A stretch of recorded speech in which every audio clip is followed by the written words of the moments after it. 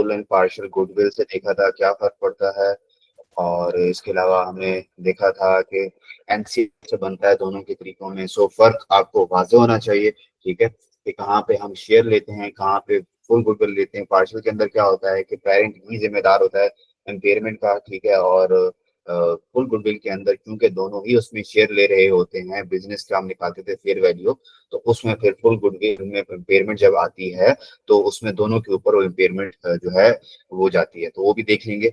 आज हम जरा प्रैक्टिस करते हैं तीन चीजों की। वो चीजें आपको ऑलरेडी पता है, बट वो जब स्लॉट में आ जाती हैं तो वो कंप्लीट हो जाती हैं, तो उसको देख लेते हैं। आज छोटी छोटी हमारे पास तीन सवाल हैं, एक दो तीन। पहला हमारे पास है, ये हमारे पास सिंपली है, हमारे पास एक आता है, जब हमारे पास नेगेटिव गुडविल आती है तो उसको हम अदर इनकम ट्रीट करते हैं, इसके ऊपर है, ठीक है। इम्पेयरमेंट का सवाल है ये वाला, और ये नेगेटिव गुडविल वाला है। और तीसरा हमारे पास, इसको बार्गेन परचेज भी कहते हैं, कई जगह पे ये वाला यूज होगा। और अगर फेयर वैल्यू में हुई ऐसी कोई फेयर वैल्यू, हमने इससे पहले सवालों में देखा था कि लैंड की हम फेयर वैल्यू रिकॉर्ड करते थे जो ना ओवर द पीरियड डिस्पोज हो रहा था ना रिवैल्यू हो रहा था, तो उसकी नेट वर्किंग वन के अंदर जो रिपोर्टिंग डेट के ऊपर भी नेट एसेट की जहाँ पे हम फेयर वैल्यूज रिकॉर्ड करते हैं वो सेम अमाउंट ही ले जाते थे। तो आज इसमें थोड़ा चेंजेस आएंगी, वो देख लेते हैं। सो सबसे पहले हमारे पास ये क्वेश्चन पाथ लिमिटेड, इसको करते हैं।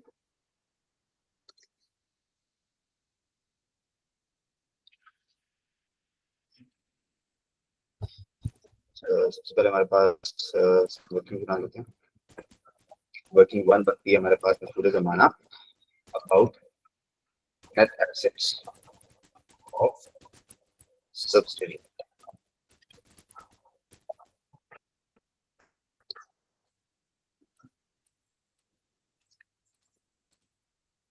एक होती है हमारे पास एक्विजिशन डेट, एक होती है हमारे पास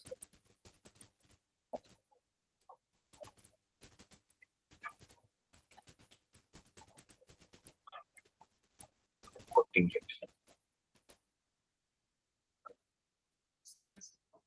जितनी भी कंपनी के नेट एसेट्स होते हैं सब्सिडी के, उनको हम इसमें काउंट आउट करते हैं। फॉर एग्जांपल सबसे पहले इसका आ जाता है शेयर कैपिटल।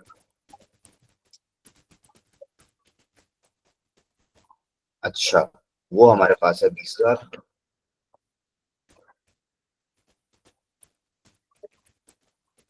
फिर हमारे पास अगली चीज शेयर प्रीमियम है इसमें,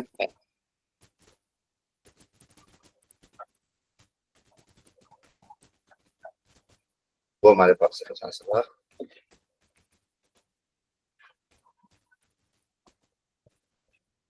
देन हमारे पास है रिटेन्ड अर्निंग 60,000।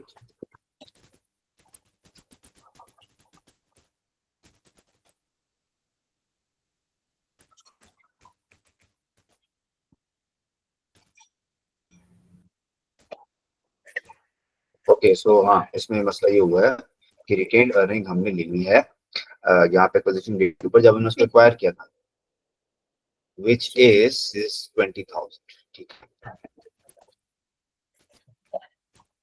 पोजीशन डेट पे रिटेन्ड अर्निंग हो रहा है, तो इस तरीके से इसका टोटल आ गया 90,000, इसका टोटल आ गया 1,30,000।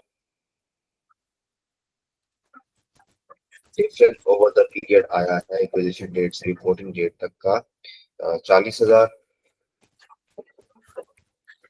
उसमें हमारे पास जो पीक लिमिटेड है,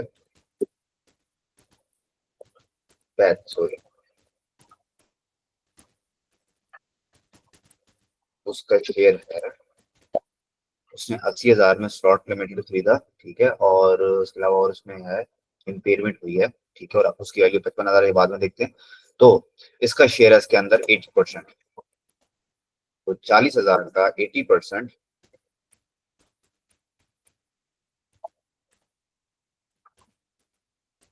विल बी 32,000।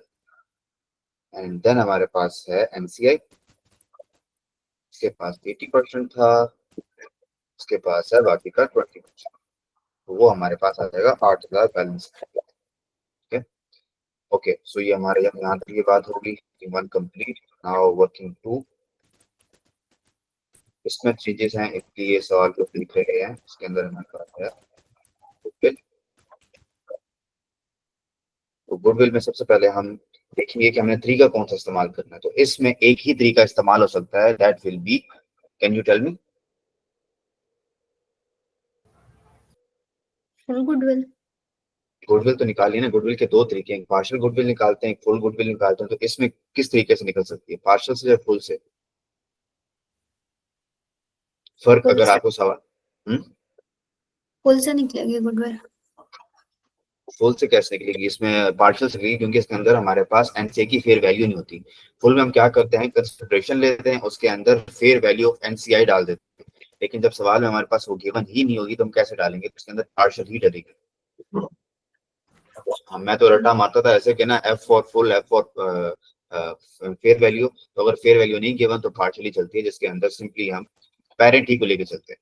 तो हमारे पास यहाँ पे रहती है पी फॉर पार्शियल और पी फॉर पेरेंट। तो ये हमारे पास आ गई। हमने कितने पैसे दिए इसको लेने के लिए, 142,000। अब यहाँ पे अगर तो होती हमारे पास फेयर वैल्यू गिवन एनसीआई की, तो वो ऐड करते तो हमारे पास फेयर वैल्यू ऑफ बिजनेस आ जाती।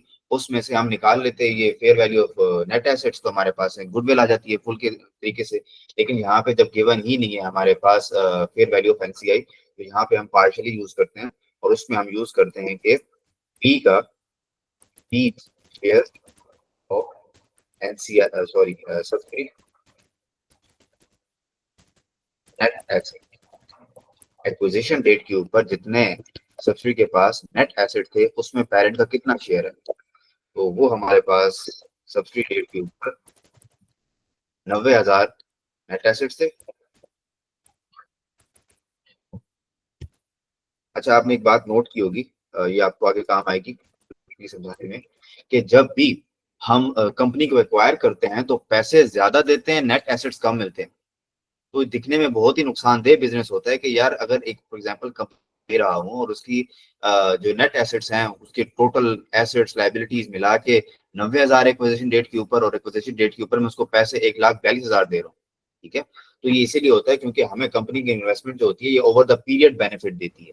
ठीक है, तो हमसे वो शुरू में ज्यादा पैसे लेते हैं, उनको पता होता है कि फॉर एग्जाम्पल इसने 3 साल, 4 साल, 5 साल कंपनी के एक्वायर करके रखना है कम से कम। तो इसको ओवर द पीरियड हमारे प्रॉफिट से पैसे मिलते जाने हैं, मिलते जाने हैं। जिस तरीके से इस साल ये हमें 32,000 मिल गया। ठीक है, तो हम अपने जो है कंसिडरेशन के मजीद पास आ गए हैं, बल्कि हमने एक्विजिशन हमने कंप्लीट कर ही लिए। हमने अपने पैसे निकाल ही लिए 2 सालों के अंदर, 2 साल उन्हें से एक्वायर किए हुए। 2001 में ये, हाँ, इसमें ये गिवन कब लिया, बस एक्विजिशन डेट बता दी। चलो, जितने भी साल हुए हैं एक्विजिशन से रिपोर्टिंग डेट, हमने अपने पैसे जो इन्वेस्ट किए थे 1,42,000, वो हमने रिकवर कर लिए हैं से स्लॉट से, जो हमारी सब्सिडी है। तो नॉर्मली नॉर्मली हमारे जो पैसे होते हैं वो एक्विजिशन डेट के ऊपर नेट एसेट से ज्यादा होते हैं। General knowledge. तो हमारे पास इसको जब हम लेस करेंगे इसमें से, इसका मतलब ये है कि कंपनी से मैंने जो नो, हाँ, ठीक आएगा, जो हमारे पास कंपनी ने मुझे 72,000 का फायदा दिया, अपने नेट एसेट्स में मेरी कितनी शराकत थी, उसके बदले मैंने पैसे कितने दिए। तो इसका मतलब यह है कि रेस्ट ऑफ द अमाउंट उसकी गुडविल है, जो कि नजर नहीं आ रही, जो एसेट नहीं है उसका, जो गुडविल है उसकी, चाहे वो इंटरनली जनरेटेड है या फिर परचेज। बट इंटरनली जनरेटेड होती है नॉर्मली कंपनीज की, जो उन्होंने ओवर द पीरियड अच्छे बिजनेस से बनाई होती है अपनी गुडविल है। अब सवाल हमें कह रहा है कि 31 दिसंबर 2000, यानी हमारे ही साल में, ठीक है, इसकी गुडविल एम्पेयर हुई और अब उसकी वैल्यू हो गई है 55,000। इसका मतलब ये है कि 70,000 जो हमारी किताबों के अंदर आ रही है वो असल में अब हो गई है 55,000। इसका मतलब ये है कि इन्वेंटरी बैलेंसिंग,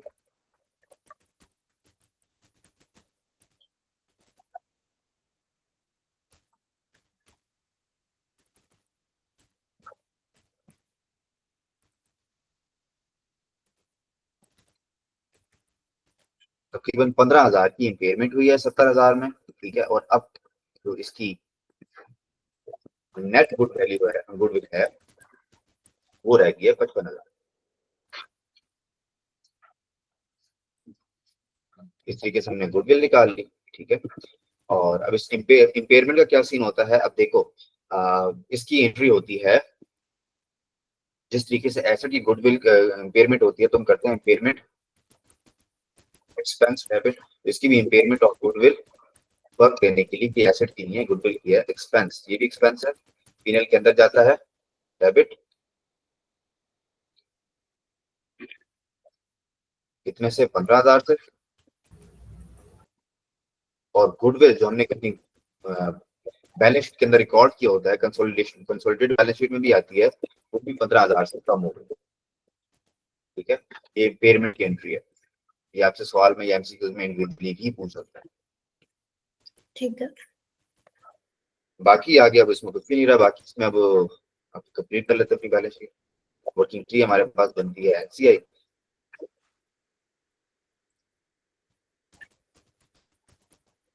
अब एनसीआई जब हम पार्शल इस्तेमाल कर रहे हैं, तो जब अपने पेरेंट ने अपने ही शेयर अलग कर लिए थे, ठीक है, पेरेंट अपनी गुडविल अलग देखा था, तो एनसीआई भी यहाँ पे जो बनेगी, तो उसके अंदर भी जो NCIs, non controlling interest, share of subsidiary net assets, वो अपनी अलग कर लेगा। और उसकी कितनी बनती है? शुरू में थी 90,000, और उसमें उसका हिस्सा, उसकी शराकत थी 18,000। ठीक है, और अब उसको over the period from acquisition date to reporting date benefit कितना हुआ, वो हमने निकाली थी ऊपर 8,000।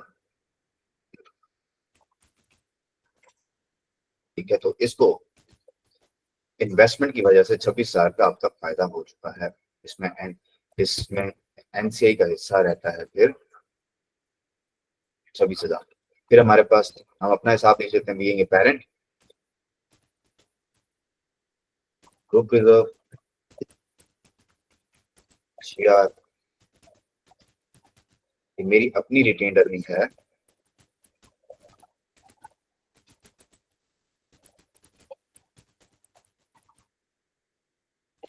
4,00,000।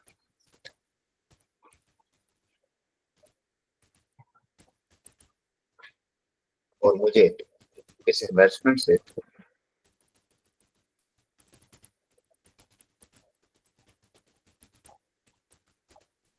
मजीद 32,000 का गेन हुआ। मेरी ग्रुप रिजर्व हो गई 4,32,000। और अब आगे बढ़े हम, अब हम कंसोलिडेटेड स्टेटमेंट बनाते हैं।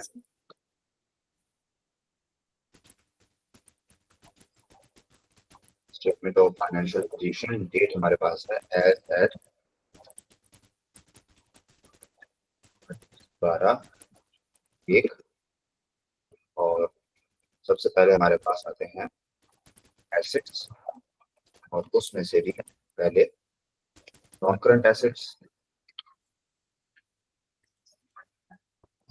उसमें सबसे पहले हमारे पास इस बार कर लेते हैं हम गुडविल को। ये भी हमारी नॉन करंट एसेट्स है। ये हमारे पास आ जाती है गुडविल 55,000 की। अगर पेमेंट ना होती 70,000 होता। और ई हमारे पास आ जाता है 408 और 100, 508।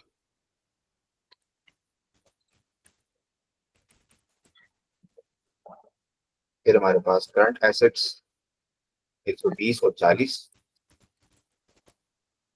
ये 160। जब हम नेट करेंगे तो अमाउंट आएगी 7,23,000।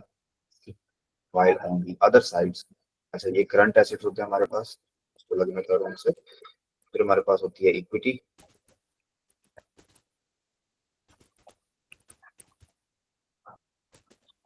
उसमें सबसे पहले पेरेंट का अपना शेयर कैपिटल 1,00,000।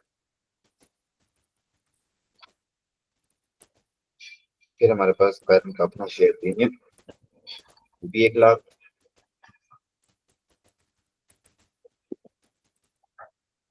देन हमारे पास ग्रुप रिजर्व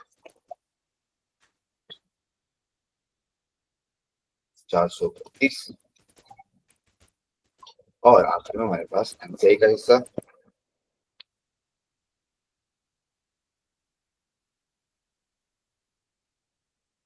26,000।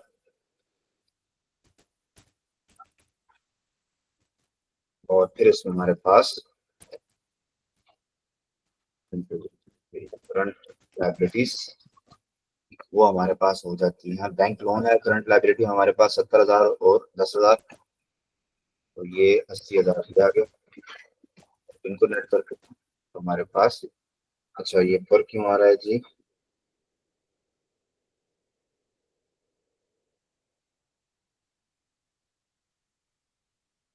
अच्छा हाँ, यहाँ पे मसला हुआ है कि जब मेरी इम्पेयरमेंट हुई है, ठीक है, 15,000 से, तो मेरी ग्रुप रिजर्व भी तो कम होगी ना, क्योंकि सारा का सारा, अगर देखें अब यही फर्क है दोनों में, पार्शियल और फुल के अंदर, कि अगर तो हम इसको बना रहे होते फुल के ऊपर, वो भी एक सवाल देख लेंगे, ठीक है। अगर हम बना रहे थे फुल के ऊपर, तो इसका मतलब ये था कि गुडविल के अंदर फेयर वैल्यू ऑफ एनसीआई भी इन्वॉल्व होती, और हमारी अपनी कंसिडरेशन जो हमने पे की है वो भी इन्वॉल्व होती। लेकिन यहाँ पे अगर हम गुडविल निकालने में पेरेंट ही की सिर्फ चीजें हम देख रहे हैं, पेरेंट ही अपना शेयर उसमें से निकाल रहा है और गुडविल निकाल रहा है, तो इसका मतलब ये है जब इसकी इम्पेयरमेंट आएगी तो सारा का सारा जो बर्डन होगा इम्पेयरमेंट का, वो भी ग्रुप रिजर्व ही निकालेंगे, इसको एनसीआई को हिट भी नहीं करेंगे। तो ये जो 432 आया है, इसके अंदर 15,000 निकलेगा।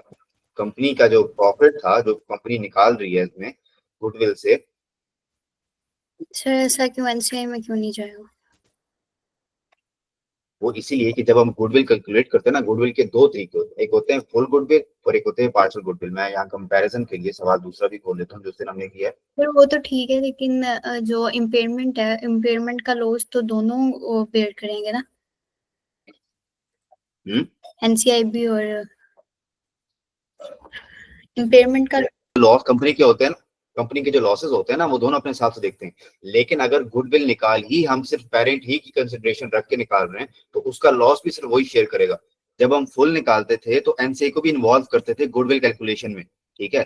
और इस प्रोसीजर में तो एनसीआई हिट ही नहीं हो रही, एनसीआई को हमने बिल्कुल बाहर करा दिया कि आपका कोई हिस्सा नहीं है गुडविल के अंदर, ठीक है। पूरी पूरी गुडविल अगर निकलती है इस तरीके से, तो पूरा पूरा जो होता है वो हम अपनी ग्रुप रिजर्व में, जो पेरेंट कंपनी होती है अपनी ले जाती है, उसमें एनसीआई को हिस्सा ही नहीं मिलता। तो एक कंपनी को जब उसमें हिस्सा ही नहीं मिल रहा, तो वो उसकी इम्पेयरमेंट क्यों बर्दाश्त करेगी, ठीक है। फुल में क्या होता है कि फुल में हम एनसीआई को भी इन्वॉल्व करते हैं यहाँ पे, ये कहाँ गया, ठीक है। तो अगर एनसी इम्पेयरमेंट हो जाती है, लॉस आ जाता है, तो फिर एनसीआई को भी बर्दाश्त करना पड़ेगा, क्योंकि उसको वेब गेन मिल रहा है इसकी वजह से। यहाँ पे इसको मैं दूसरी तरीके से दिखा देता हूँ कि जब हमने यहाँ पे एनसीआई कैलकुलेट किया था फुल के तरीके से, ठीक है, और ये 1,25,000 जो हमने निकाला है, इसके अंदर इनकॉर्पोरेट था, ठीक है, गुडविल। लेकिन जब इसको हम इनको जो गुडविल कैलकुलेशन में इसको हम हिस्सा नहीं दे रहे, तो उसकी इम्पेयरमेंट का भी उसके ऊपर कोई हक नहीं बनता। ठीक है सर, लग भी इसके सही। इसके अंदर हम प्योरली जो है ना, हम अमाउंट ही उसके ले लेते हैं पेरेंट की, इसमें हम एनसीए को इन्वॉल्व ही नहीं करते। तो इसीलिए इसके अंदर फिर हम इसको इन्वॉल्व ही नहीं करते, एनसीए को इसकी इम्पेयरमेंट के अंदर। तो ठीक है इसीलिए अब यही फर्क है, यही फर्क आपने याद भी रखना है कि फुल के अंदर जितना वो भी सवाल देख लेंगे, जो इम्पेयरमेंट आएगी उसको हम तोड़ेंगे, तोड़ेंगे, और जो पेरेंट कैसे होगा वो पेरेंट में से लेस होगा, वही जीआर में से लेस होगा, ग्रुप रिजर्व में से, ठीक है, वही हमारे बैलेंस शीट क्विट होगा। और बाकी जो है हम अपने एनसीआई की जो कंसिडरेशन है उसमें से निकाल लेंगे, उसके पॉस्ट एक्विजिशन भी वो निकलेगा। ठीक है सर। तो ये यहाँ से 15,000 सिर्फ इसी में से निकलेगा, क्योंकि इसी ने ही गुडविल की कैलकुलेशन के अंदर उसका हिस्सा लिया।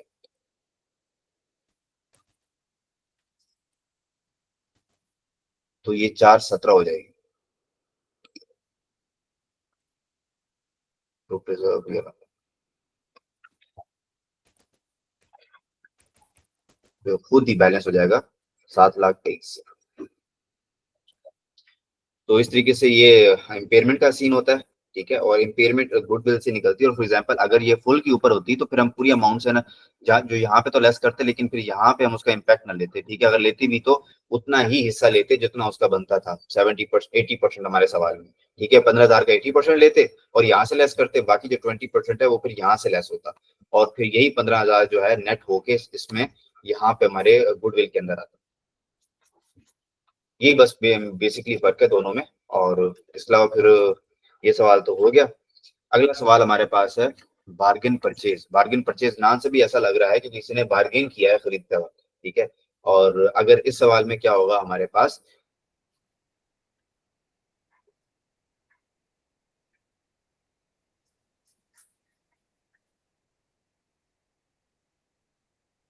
कि हमारी जो, फिर हम सरप्लस में भी चले जाते हैं और गेन भी कमाना शुरू कर देते हैं। तो इसको देख लेते हैं। सर इसकी रिक्वायरमेंट क्या है? इसकी भी रिक्वायरमेंट यही है, कंसोलिडेटेड। मतलब ऊपर लिखा हुआ है ना 100% रिक्वायर कर लिया, उसके बाद ये CU का क्या मतलब है? कौन सा सीयू? फर्स्ट लाइन में SAS limited acquired 100% share in Bahu limited on 30th June 2004 for CU capital. CU ये कोई करेंसी है, ये जिस तरीके से हम रुपीज यूज करते हैं, डॉलर यूज करते हैं, ये सीयू कोई करेंसी है। अब ये सवाल में कौन सी यूज की है आई डोंट नो, लेकिन ये किसी कैनेडियन या किसी तरीके से करेंसी है। अमाउंट इन सीयू, जिस तरीके से अमाउंट इन लिखते हैं।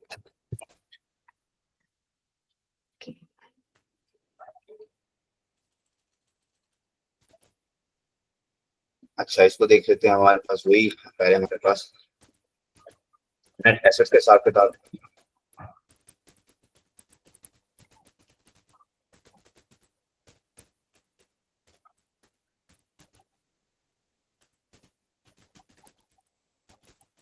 तो सबसे पहले इसके हमारे पास नेट एसेट्स हैं। एक है ऑर्डिनरी शेयर्स, शेयर कैपिटल, और फिर रिटेन्ड अर्निंग्स में शेयर प्रीमियम नहीं है इसके पास। तो इसे कर लेते हैं।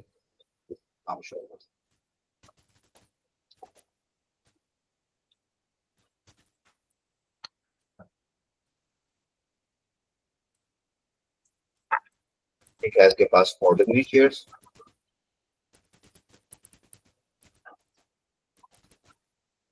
वो 80,000 सेम ऑन बोर्ड डेट्स। और फिर हमारे पास रिटेन्ड अर्निंग्स को देख लेते हैं।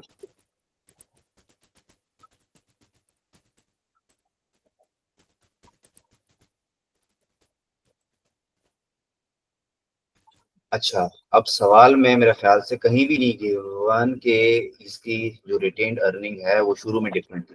ठीक है, तो इसका मतलब ये है, हम एज्यूम करेंगे, ऐसा ऐसे प्रैक्टिकल तो नहीं होता, एज्यूम करेंगे कि इसकी रिटेन्ड अर्निंग जब जितनी एक्विजिशन डेट के ऊपर थी, इसमें एक्वायर भी वैसे,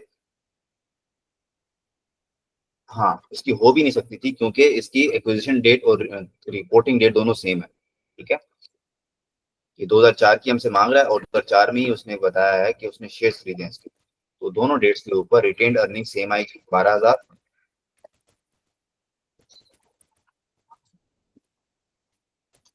तो इसका मतलब ये है कि एक्विजिशन की वजह से अभी तक कोई बेनिफिट नहीं हुआ, क्योंकि अभी तक टाइम ही नहीं बढ़ा, टाइम ही नहीं गुजरा कि वो अपना बिजनेस करे, एनसीआई सॉरी सब्सिडी, और कोई प्रॉफिट कमाए, रिटेन्ड अर्निंग कमाए और वो हमें दे। ठीक है, ठीक है ऐसा। तो डिफरेंस में तो दोनों में जीरो ही आएगा, वो आगे देख लेंगे हम, चाहे वो पेरेंट का है या चाहे एनसीआई का है। बाकी हमारे पास आगे गुडविल की कैलकुलेशन है। मेन फर्क यहाँ पे आएगा, फिर से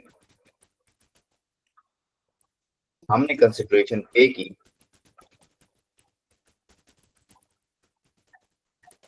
कितने में खरीदा इसको, 85,000, 85,000 को मेरे रुपीज कह देता हूँ फॉर अंडरस्टैंडिंग, 85,000 में। और इतनी इन्वेस्टमेंट यहाँ पे भी आ रही है। अगर कोई नेट आ रही होती तो हम निकाल के साइड पे ले जाते, और फिर जो बाकी होती है उसको हम लोन या जो भी वो सवाल बताता उस तरीके से ट्रीट करते। तो 80,000 शेयर उसने खरीदे 85,000 के। उसका मतलब यह कि उसने 85,000 दिए फॉर द टाइम बीइंग, ये हमारे लिए रेलिवेंट अमाउंट है। और उसके बदले में उसको जो शेयर मिलता है वो है 92,000 का। अच्छा देखो, अब इसमें फिर फेयर वैल्यू नहीं गिवन। ठीक है, तो हम इसको पार्शली से ट्रीट करेंगे, नॉर्मली पार्शली से ट्रीट होता है ऑफ सब्सिडी।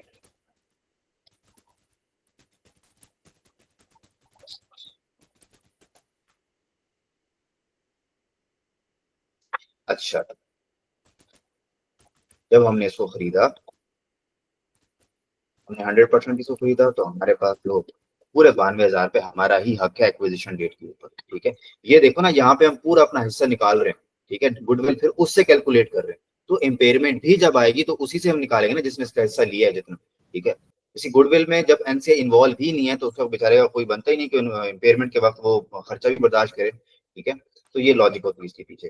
तो अब देखो, हमारी कंसिडरेशन कम है, और उसके बदले में हमें शुरू ही में बेनिफिट मिल रहे हैं। इसका मतलब यह है कि हमारी इतनी अच्छी हमने बार्गेन की है, इतनी अच्छी हमारी उसके साथ डील हुई है कि हमें शुरू ही में बेनिफिट मिल रहा है, जो नॉर्मली नहीं मिलता। नॉर्मली कंपनी जब किसी को कंसोलिडेट करती हैं, ऑन करती हैं, तो उनसे बात होती है कि शुरू में आपको बर्दाश्त करना पड़ेगा, आप अमाउंट ज्यादा दोगे, हम आपको नेट एसेट्स के बदले में कम देंगे, और ओवर द पीरियड जिस तरीके से बिजनेस चलता जाएगा हम प्रॉफिट कमाएंगे और आपको भी उसका हिस्सा देते जाएंगे। लेकिन यहाँ पे शुरू ही में कंपनी को बेनिफिट मिल गई, ये हमारे पास जब इसमें से लेस होगा तो एक नेगेटिव गुडविल आएगी। ठीक है, ये नेगेटिव गुडविल ना हमारी इनकम है, और इसकी एंट्री भी ऐसी होती है कि इन्वेस्टमेंट डेबिट 7,000 से, ठीक है, हम अपनी इन्वेस्टमेंट कम कर लेंगे और उसके बदले में जो 7,000 ऊपर वाला है इसको हम गुडविल ट्रीट करेंगे, गुडविल, और ये अदर इनकम में जाता है एज नेगेटिव गुडविल नेम। तो इसका मतलब ये है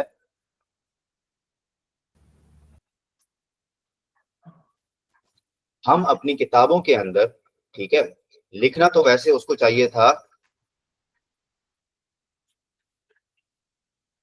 लिखना तो वैसे उसको चाहिए था 85,000, लेकिन नेगेटिव गुडविल की वजह से अब वो इसको रिकॉर्ड करेगा 7,000 कम पे, विच विल बी ऑलमोस्ट 78,000 के लिए कि नेगेटिव गुडविल आ गई है और ये हमने उसको अदर इनकम में जाके फेंक दिया। तो एक्विजिशन का मतलब ये है, हम इसको कंक्लूड कर सकते हैं कि जो कंसिडरेशन है वो नेट एसेट से ज्यादा तो हो सकती है, कम नहीं हो सकती, और अगर कम होगी तो जितना कम हो रही है उसको हमने उसमें से लेस कर लेना है, उसको अदर इनकम रिकॉर्ड कर लेना है और उसको फिर उस अमाउंट पे ले आना है जितना हमें उसकी इक्वल हो जाएगी फिर। तो इस तरीके से फॉर एग्जांपल जो 7,000 का हमें गेन आ रहा था उतनी हमने इन्वेस्टमेंट कम कर ली है, और हमने जो बाकी अमाउंट 7,000 है इसको फिर अदर इनकम के तौर पे, जो हमारी इनकम है, हमारी अच्छी बार्गेन थी, अच्छी हमारी उसका डील थी, उसमें हमारी अपनी उसके अंदर रीजन होती हैं कि हमारे अपने ही जो डीलर्स जाते हैं वो अच्छी तरीके से इसको कंक्लूड करते हैं, तो हमारी अदर इनकम है ये हमारी। Okay sir. बाकी अब इस सवाल में और कोई भी जान नहीं है, ठीक है, इन सबको आप कंसोलिडेट करोगे, इसमें और कोई फेयर वैल्यू नहीं हो रही, इसको देखा जाए तो बिला वजह की लंबी कैलकुलेशन है। इसमें भी डेफर्ड टैक्स एसेट की बात कर लेते हैं, ये इसी की तरफ से है, तो सिंपल एसेट एक हमारे पास होता है, ये आप आगे पढ़ोगे भी सही, ये IAS 12 के अंदर मेरे ख्याल से डील होता है। इसके अंदर क्या होता है कि हमारा एसेट है, कंपनी ने PR जो हमारे पाकिस्तान में फेडरल बोर्ड ऑफ रेवेन्यू है, उसने समझो कि हमें बेनिफिट दिया हुआ है, हमने पिछले साल ज्यादा टैक्स जमा करा दिया था, उसने कहा है कि 4,000 का हमारे पास पड़ा है तुम्हारा एडवांस, अगली दफा जब तुम्हारा टैक्स बनेगा जितना भी, आके 4,000 उसमें से लेस करवा लेना। तो ये हमारा एसेट है, करंट नॉन करंट एसेट है, ये ओवर द पीरियड बढ़ता भी जाता है, तो ये भी है, सिंपली आपने 4,000 ऐड करना है, इसकी और कोई कैलकुलेशन नहीं है सवाल के अंदर। बाकी हमारे पास इन्वेंट्रीज हैं, अच्छा हाँ इसको देख लेते हैं, हाँ ये सवाल तो देख ही लेते हैं।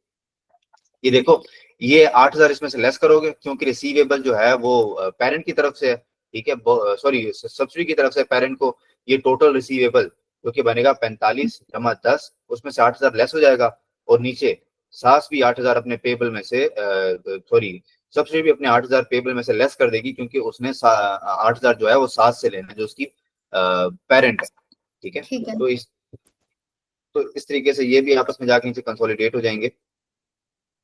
तो कर लें इसको कंप्लीट। नहीं सर, कर लूंगी मैं, मुझे क्वेश्चंस पर सेंड कर दीजिएगा। चले, बाकी इसमें मेन जो बात थी वो की हो गई है, क्या कहते हैं, बार्गेन परचेज की, ठीक है। अगर ये हमारे पास गेन आ जाता है एक्विजिशन डेट के ऊपर ही, तो उसका हम अदर इनकम रिकॉर्ड करते हैं। नेक्स्ट हमारे पास एक और सवाल है, एडजस्टमेंट्स हैं, ठीक है, इसको भी देख लेते हैं, इसको चलो कंप्लीट कर लेंगे। Pack limited,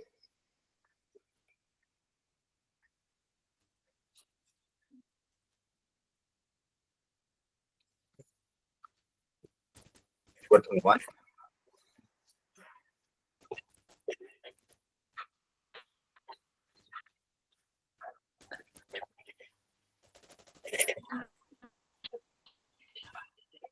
net assets substrate, और इधर हमारे पास दो डेट्स आ जाती हैं, एडिशन डेट और रिपोर्टिंग डेट, ठीक है। और फिर हमारे पास इसमें क्या क्या चीज इन्वॉल्व है, इसके अंदर शेयर कैपिटल इन्वॉल्व है, रिटेन अर्निंग इन्वॉल्व है, बस इस देख लेते हैं। शेयर कैपिटल, रिटेन्ड अर्निंग, ठीक है। एक्विजिशन डेट के ऊपर हमारे पास है, शेयर कैपिटल तो सेम ही रहता है 1 लाख और 1 लाख,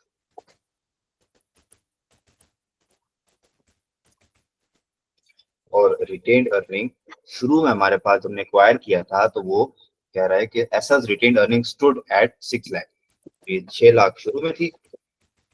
अब जब कितना टाइम गुजरा है, 2 साल गुजर गए हैं, तो अब इसकी बढ़ के 1 मिलियन हो गई है, 10 लाख तकरीबन। तो इस तरीके से 4 लाख इसके अंदर इंक्रीज आया ओवर द पीरियड। और फिर और देख लेते हैं बात क्या हो रही है। अच्छा, पैक लिमिटेड ने 80% शेयर खरीदे, ठीक हो गया। अच्छा, fair value of SL's net assets were 1 million, ठीक है।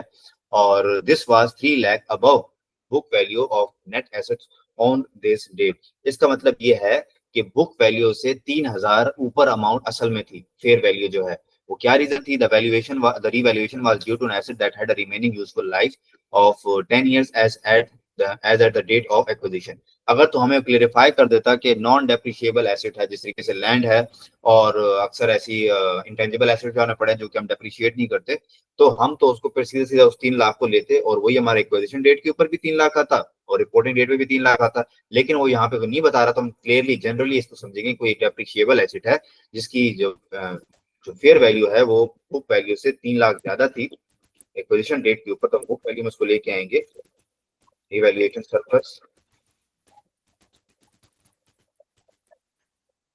इसकी वो कह रहा है कि रिवैल्यूएशन हुई है और 3 लाख ज्यादा हो गई है, जिसको हमने अपनी किताबों में रिकॉर्ड नहीं किया, तो इसीलिए 3 लाख ये रिकॉर्ड करेंगे फेयर वैल्यू के ऊपर एक्विजिशन डेट के ऊपर। अब क्योंकि ये डेप्रिशिएबल एसेट है तो ये 2 दफा डेप्रिशिएट होगा, 3 लाख, और इसकी रेजिडुअल इसकी यूजफुल लाइफ है 10 इयर्स, तो 1 लाख की आ गई, 1 साल की आ गई, और फिर तुम 2 साल 60,000, तो 3 लाख में से जब 60,000 निकलेंगे तो हमारे पास 2,40,000 इसकी रिपोर्टिंग डेट के ऊपर बुक वैल्यू आ जाएगी।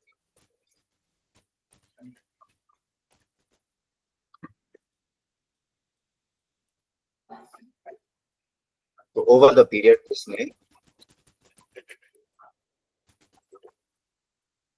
3,40,000 की ओवरऑल ग्रोथ की है, जिसमें से पैक जो कि पेरेंट है उसका 80% शेयर है, 80% शेयर है, तो उसका हिस्सा बनता है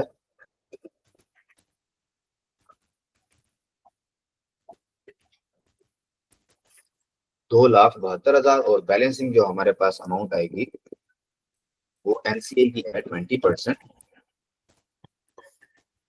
विच विल बी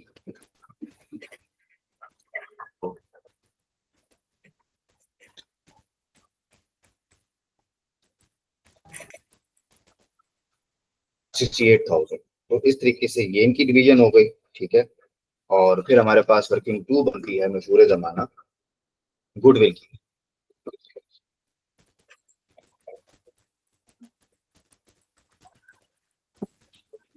हमने कितने पैसे दिए,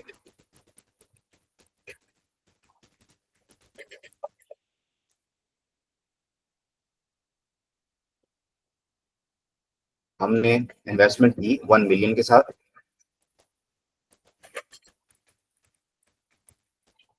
ठीक है। और उसके बदले में नेट एसेट्स जो हमें मिले उसमें हमारा शेयर था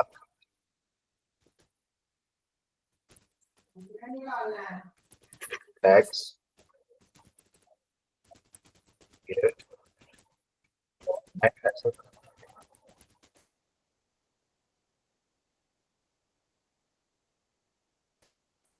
1 लाख शुरू में एक्विजिशन डेट के ऊपर है, इसका 80%, तो 1 मिलियन, इसका 80%, 10 लाख, तो 80,000।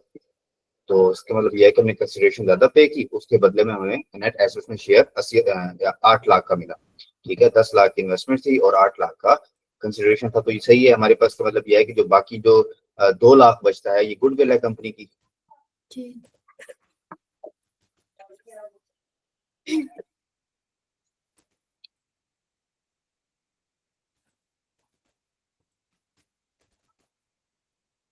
This is goodwill,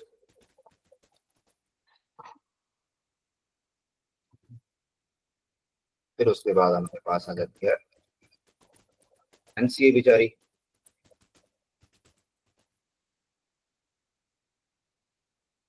क्योंकि हम इसको भी पार्शल से कर रहे हैं तो उसका मतलब ये है कि एनसीआई इसका शेयर लग होगा नेट एसेट्स पे वो निकालेंगे, और वो उसका 1 मिलियन का 20% विल बी 2 लाख। और एक्विजिशन के बाद इसको भी कितना हिस्सा मिला,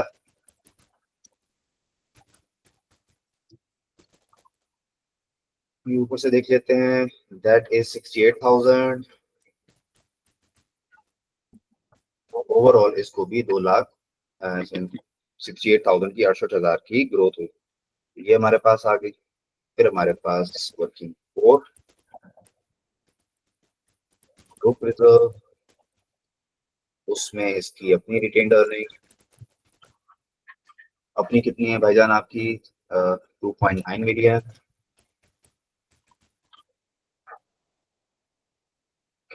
अच्छा, और पोस्ट एक्विजिशन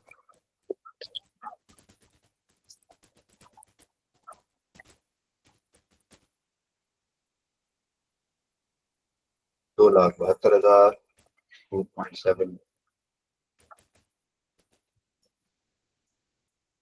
ठीक है, फिर हमारे पास इसका भी टोटल आ जाएगा। तो ये हमारी बैलेंस शीट के अंदर जाएगा। फिर हमारे पास हम बना लेते हैं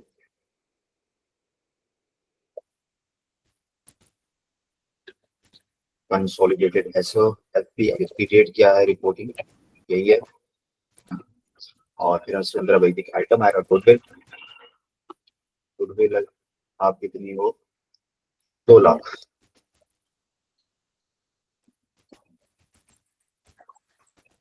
और फिर हमारे पास पीपी आ जाएगा। पीपी हमारे पास एक तो हमारे पास ये 1 लाख 1.8 मिलियन है, फिर 1 मिलियन है, 2.8 मिलियन ये हो गया। और फिर इसके अलावा इसके अंदर इंक्रीज भी आएगा जो हमारी किताबों में रिकॉर्ड नहीं था, वो था तकरीबन 0.24 मिलियन का। तो तकरीबन टोटल हो जाएगा 1 मिलियन 1.8 मिलियन प्लस 2,40,000, तो तकरीबन 3 मिलियन एंड 3.04 मिलियन हमारे पास हो जाएगा। और फिर हमारे पास नेक्स्ट हमारे पास चीज है करंट एसेट्स। अब इनकी मैं डिफरेंस निकाल रहा कि करंट कौन सा नॉन करंट कौन सा। सो हमारे पास ये तकरीबन 7 लाख का ये आ गया। टोटल किया तो हमारे पास आया 394। और ये इसका आ गया। इक्विटी के अंदर आ जाओ, शेयर कैपिटल है हमारे पास, पेरेंट का अपना है 1 लाख। फिर हमारे पास ग्रुप रिजर्व ये है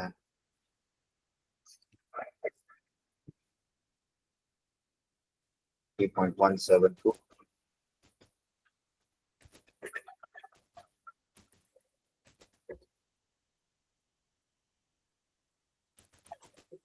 Then NCI 0.268।